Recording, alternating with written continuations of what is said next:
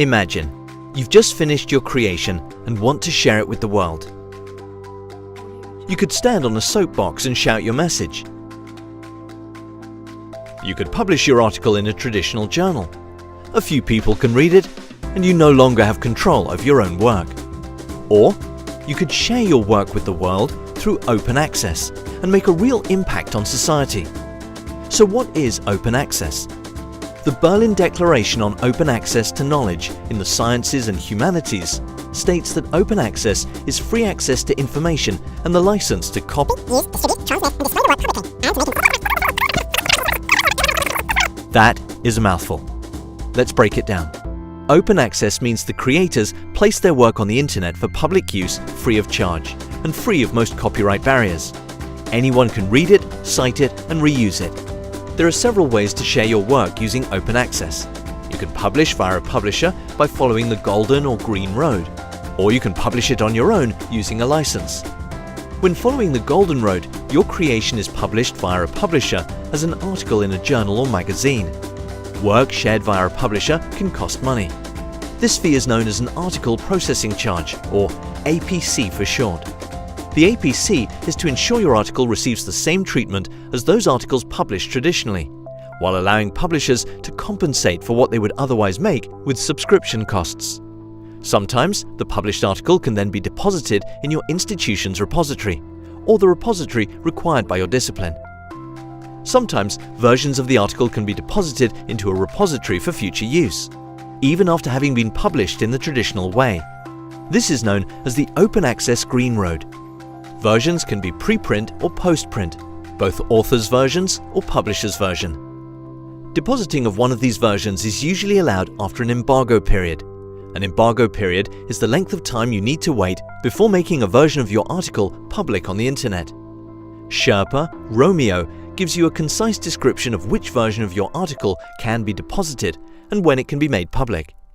You can openly distribute your work with a license on your own. Work you share yourself is free of charge. Articles or versions thereof made public without a license can only be read and cited.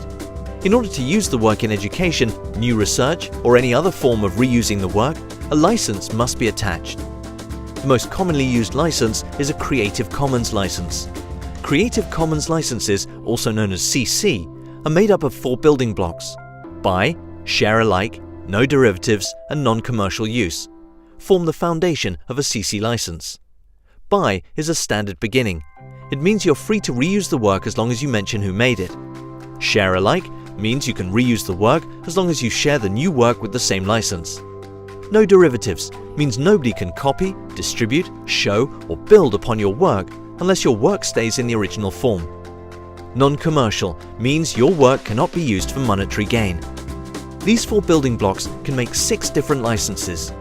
Every license consists of 3 layers: the legal mumbo-jumbo only lawyers can read, a summary in plain language with the relevant icon for your chosen license, and a machine-readable layer with extra metadata that enables search engines and other applications to find your work. There is also the option of putting your work out for the world to see, without worrying about what others do with it. This is a CC0 license, and distances you from your copyright entirely, putting your work in the public domain. A fancy word for everyone can do what they like with it.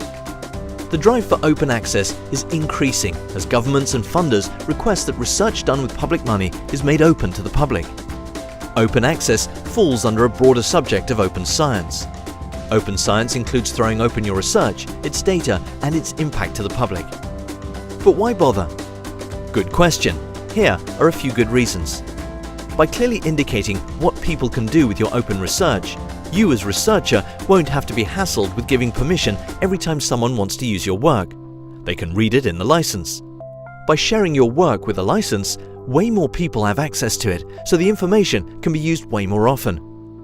By giving people, researchers, scientists, and lay people alike the chance to see, build upon, and enhance your work, you have the chance of not only educating others, but also increasing the value of your research and helping make the world a better place.